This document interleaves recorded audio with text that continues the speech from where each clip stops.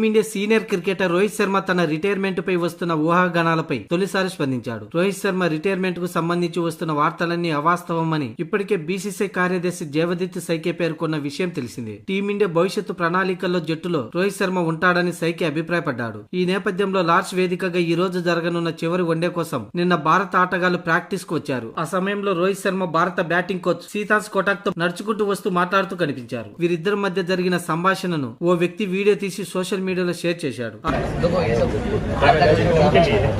వీడియోలో సీతాన్స్ కోటాతో రోహిత్ శర్మ మాట్లాడుతూ బయట జరుగుతున్న విషయాలతో మనకు సంబంధం లేదు, అవన్నీ పట్టించుకోవద్దని పేర్కొనడం కనిపించింది. దీంతో అసలు టీమిండియాలో రోహిత్ శర్మ రిటైర్మెంట్ కు సంబంధించి ఇంటర్నల్ చర్చలు కూడా జరగలేదని దీన్ని బట్టి స్పష్టంగా తెలుస్తుంది. ఇక ఇప్పటికే రోహిత్ శర్మ వన్డే కెరియర్ పై జయవదీత్ సైకే కీలక వ్యాఖ్యలు చేసిన విషయం తెలిసిందే. రోహిత్ కెరీర్ కు సంబంధించిన ఏవేవో వార్తలు వస్తున్నాయి. ఆదివారం లార్డ్స్ లో రోహిత్ చివరి వన్డే మ్యాచ్ ఆడబోతున్నాడనే విషయంపై ఎలాంటి చర్చ జరగలేదని, భారత వన్డే జట్టులో రోహిత్ శర్మ కీలక సభ్యుడు, జట్టు భవిష్యత్తు ప్రణాళికల్లో అతడు భాగం, లార్డ్స్ వన్డే అతడికి చివరి మ్యాచ్ కాదని జయవదీత్ సైకే అన్నాడు. ఇక selection committee chairman Ajit Agarkar, ప్రధాన కోచ్ గౌతమ్ గంభీర్ తీరుపై బీసీసీఐ పెద్దలు ఆగ్రహం వ్యక్తం చేసినట్లు సమాచారం. దీంతో Rohit Sharma one day career retirement వార్తలకు ఫుల్ స్టాప్ పడ్డట్టు అయింది. కాగా ఇంగ్లాండ్ తో వన్డే సిరీస్ లో రోహిత్ శర్మ ఆడిన 2 వన్డేలు కలిపి కేవలం 37 పరుగులు మాత్రమే చేశాడు. అంతకుముందు ఆఫ్ఘనిస్తాన్ తో జరిగిన వన్డే సిరీస్ లో రోహిత్ శర్మ వరుసగా 16, 48, 79 పరుగులు చేశాడు. తాజాగా ఇంగ్లాండ్ పర్యటనలో వరుస వైఫల్యాలతో రోహిత్ శర్మ రిటైర్మెంట్ వార్తలు తెరమీదకి వచ్చాయి. ఇకపోతే లార్డ్స్ వేదికగా ఈ రోజు భారత కాలమాన ప్రకారం సాయంత్రం 3:30 చివరి మ్యాచ్ లో టీమిండియా తలపడనుంది. ఈ మ్యాచ్ డిసైడర్ మ్యాచ్. గెలిచిన జట్టు సిరీస్ చేజిక్కించుకుంటుంది.